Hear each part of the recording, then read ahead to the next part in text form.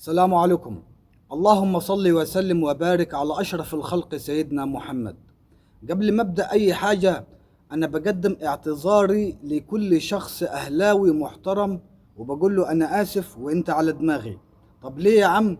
حوريك فيديو عمله واحد زملكاوي تافه وأتفه من التفاهة، بس بعد ما أبدأ معاك العناوين. اعتذار الكابتن معتمد جمال لجمهور نادي الزمالك في الجزائر. مفاجأة قنوات بي إن سبورت بخصوص كأس العالم. مفاجأة محمد شحاتة. خطة ضربات الجزاء وصدمة لحسام عبد المجيد.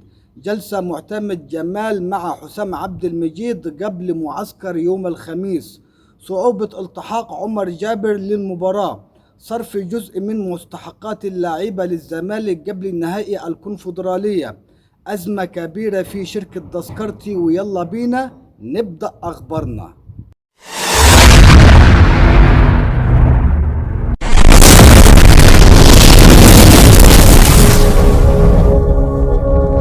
وحوريك فيديو معايا يا برنس. أقسم بالله أنا لما شفته تعصبت، وحياة ربنا إن اللي بيعمل الحركات دي شخص تافه. زي ما أنت شايف يا برنس، شخص زملكاوي جايب تيشيرت النادي الأهلي وبيدوس على التيشيرت وبيدوس على الشعار كمان بالجزمة بتاعته. طب اقسم برب العظيم انك انت شخص تافه، واللي بيعمل كده طالع من بيت وسخ. ده ما يتقالش عليه زملكاوي. الزملكاوية ناس محترمة جدا. الزملكاوية عمرها ما تقبل كده على الشعار نادي الزمالك، لان اللي بيعمل كده بيعمل كده ومستني ومنتظر ان واحد يبعت له نفس الرد على اي تعليق. وهو لما يشوف الرد دي ان واحد جايب تيشيرت نادي الزمالك وبيدوس على شعاره بالجزمة، فهيبقى بالنسبة له عادي. طب ليه عادي؟ عشان خاطر هو اللي ابتدى بالحركات دي. طيب ليه بيعمل كده؟ انا هقول لك ليه بيعمل كده. لان هو مش متربي، هو طالع من بيت وسخ، ان هو اصلا ما عندهوش اخلاق. ان هو زي ما قبل ان هو يعمل كده في شعار نادي الاهلي، برضه هيقبلها على شعار نادي الزمالك، ولو شافها هيبقى عادي بالنسبه له. ده طبعا مش مصور وشه، عشان خاطر لو وراني وشه انا كنت بزقت على وشه. وحياة ربنا اقسم بالله. هتقول لي يا عم ما الاهلاويه بيعملوا كده؟ هقول لك ان كل واحد بيرد بالاخلاق والتقاليد اللي هو اتربى عليها. ان كل واحد بيعمل كده ده بيرد على الناس، بيبين لهم هو اتربى ازاي في البيئة اللي هو عايش فيها. طيب احنا زملكاوية وانتوا اهلاوية، كلنا في الاول والاخر بنتكلم كورة، تمام؟ انا اتغلبت انت بتحفل عليا، انت اتغلبت انا بحفل عليك، اتعدلت انا اتعدلت، كلنا بنحفل على بعض بس بالادب والاحترام، من غير اب من غير ام، من غير ما ان انا اجيب التيشيرت بتاعك انت يا اهلي وافضل ادوس عليه بالجزمه واهينك كده نظريا وانت تشوف بعينك الكلام ده وتتنرفز. انا شفتها قبل كده ان في واحد كان اهلاوي لابس تيشيرت نادي الزمالك، معلش انا اسف على الهوا، ما عنديش مكان مغلق ان انا اصور فيه، لابس تيشيرت نادي الزمالك، وان هو خلاص بقى اتخنق بقى وتعصب، تمام؟ عشان خاطر ما اطولش عليكم يعني، فك القيد وازمات ومش عارف، راح قلع التيشيرت بتاع ايه نادي الزمالك وراح رماه على الارض، وكان لابس تحت التيشيرت النادي الاهلي. يعني هو كمان مش عارف يمثل الدور ازاي، لا ده لابس تحت التيشيرت نادي الزمالك النادي الاهلي. عقليه متخلفه، عقليه رجعيه. فانا بعتذر بجد لكل واحد اهلاوي محترم، بقول له انت على دماغي، انت على دماغي، وانا بعتذر لك.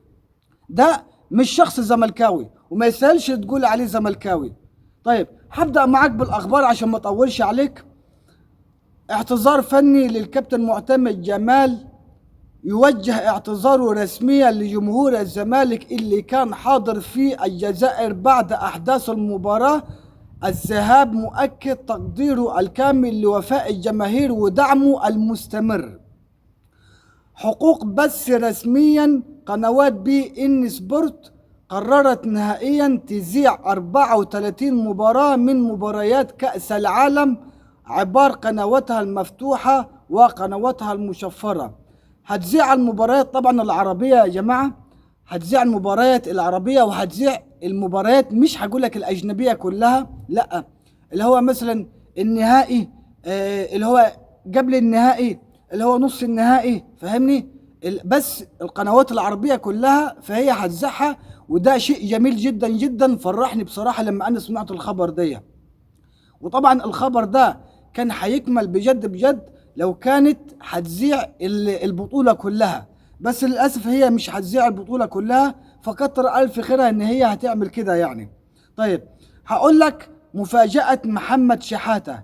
محمد شحاتة هو اللي هيقوم بارتداء شارة الكابتن، تمام، واستلام كأس البطولة ورفعه في حالة تتويج الزمالك باللقب الافريقي. انا قلتها قبل كده يا جماعه بس ما حدش اداني حقي. قبل الذهاب المباراه اللي احنا لعبناها قلت لك ان محمد شحاته هيلعب بشاره الكابتن عشان خاطر يواسوه ويرفعوا من روحه المعنويه. وبالفعل محمد شحاته والله كان قبل كمان الخبر ده ما ينزل في اي اعلام ولا اي اعلامي ولا اي صحفي يقوله، انا قلته لك. وبرغم كده مفيش حد اداني حقي حتى بتعليق ولا بلايك. وتاني مرة اهو اديني بقول لك اهو، في حالة تتويج الزمالك ان شاء الله وبعون ربنا بكأس البطولة، اللي هيرفع الكاس اول واحد واللي هيلمس الكاس اول واحد هو محمد شحاتة. وبصراحة قرار جميل جدا جدا، قرار فيه تقدير كبير جدا جدا للاعب ومواساته بالحزن اللي جواه، تمام. طيب هو طبعا القرار يعني مش هيرجع اللي راح، بس احنا بنعمل حاجه كويسه علشان خاطر ايه، نفك عن اللاعب شويه. تخصيص ضربات الجزاء، ولو ان شاء الله الزمالك حصل على ضربه جزاء اللي هيسددها مش حسام عبد المجيد، اللي هيسددها عبد الله السعيد.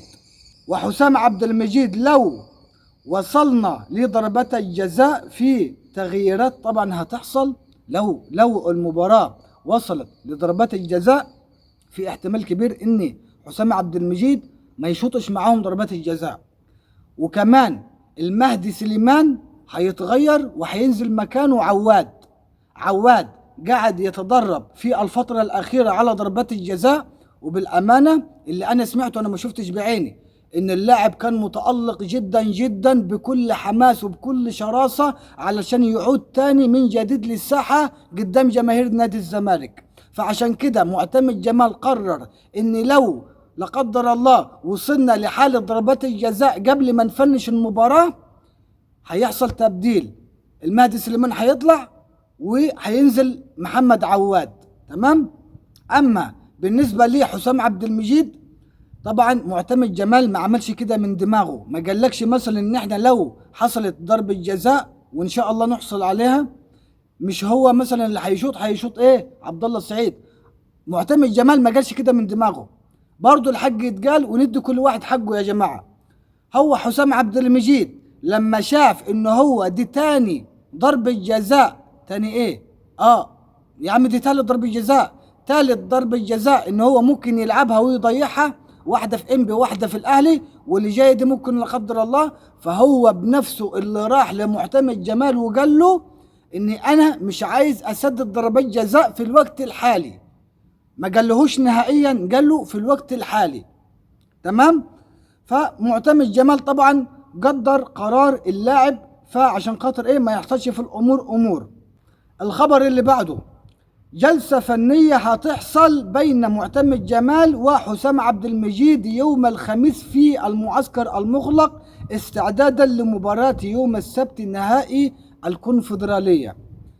طبعا معتمد جمال هيعمل جلسة مع حسام عبد المجيد علشان شايف ان مستواه في اخر 3 مباريات مش احسن حاجة، هيرفع من مستواه، هيرفع من روحه المعنوية، هيقولوا انت لاعب كبير، انت لاعب طبعا دولي، مش هينفع الضغوطات اللي عليك دي انك انت تستسلمي لها كده بكل سهولة، لازم تعافر، جمهور الزمالك معتمد عليك انت وانت وهيقولوا كلام كتير كتير يعني، فاهمني. فهي الجلسة هتتكلم على كده، فانا مش هقول لك انت هتقول ايه يعني انت هتكون معاهم، لا يا عم انا مش هكون معاهم ولا حاجة يا عم.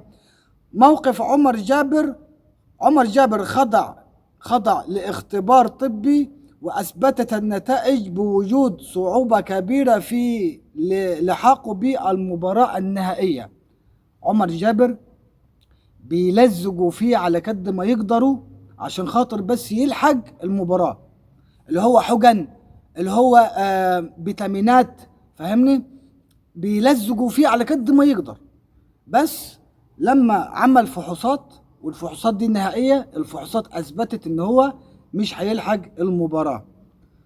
طبعا مستحقات اللعيبة، تم صرف جزء من مستحقات اللعيبة الزمالك بشكل رسمي قبل انطلاق البطولة الأفريقية لتحقيق البطولة للفريق. طيب المستحقات دي كام؟ المستحقات دي انا اللي هو انا ما اعرفش الرقم يعني، بس هو مستحقات جزء بسيط. هيقول لك مثلا كل واحد 5 جنيه، ولا كل واحد كل واحد 10 جنيه. تمام. فبص يا جماهير الزمالك، احنا كلنا كده بنقدم تمام الدعم للفريق، وبنقدم له كمان رسالة. انت دلوقتي اخدت جزء من المستحقات بتاعتك، كل واحد فيكم اخد 5 جنيه، فلازم تلعب برجولة. كل واحد فيكم ما دام اخذ ال5 جنيه وال10 جنيه، بص عايزك تنزل في النجيله كده تاكلها كده، بص كلها اكل كده، كلها اكل. خلاص كل واحد فيكم 5 جنيه، ايه عايز تاني؟ احمد ربنا انك انت خدتها اصلا. اقول لك ازمه تذكرتي في مشكله تقنيه تمام كبيره حاليا في شركه تذكرتي. يا عم حجره ليه؟ ما انا بص هقول لك على حاجه، صلي على رسول الله. انا دلوقتي شاكك ان في مؤامره في موضوع التذاكر ده. ايه هي المؤامره؟ هقول لك، بس هقول لك ليه. معلش انا اسف، بعتذر مره تانية للهوا يا جماعه، انا مش قاعد في مكان مغلق. دلوقتي شركه تذكرتي ده اللي هو هنج، اللي هو بيقول لك كل شويه البرنامج يهنج ويشتغل، السيستم يهنج ويشتغل.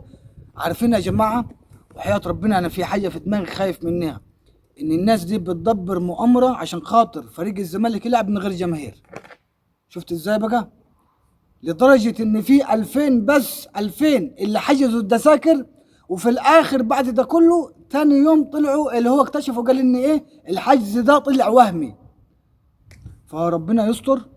هقول لك ان 4 مليون و44 الف زملكاوي كانوا عايزين بيحاولوا على قد ما يقدروا ان هم يحجزوا التذكره، والسيستم بيهنج. اشمعنى بيهنج يعني في المباراه دي يعني مع الزمالك؟ يعني ازاي ما هنكش؟ يعني مثلا ما هنكش مع الاهلي، ما هنكش مع بيراميدز، ما هنكش، ما فيش يعني فريق يعني سمعنا عليه، يعني اول مره يحصل ده، ولا هو حصل وقبل كده انا ما سمعتش؟ يعني انا مش عارف. عموما يا جماعه، امانه عليكم وحياه ربك يا شيخ، امانه عليكم، امانه في رقبتك ليوم الدين، ليوم الدين. اخبط اللايك، اخبط اللايك بقول لك، مش ده كله. انا بتعب. اخبط اللايك، ادعمني يا اخي، يا اخي ادعمني يا اخي، والله العظيم. بص انا سايبها لك وماشي، انا سايبها لك وماشي يا عم راجل.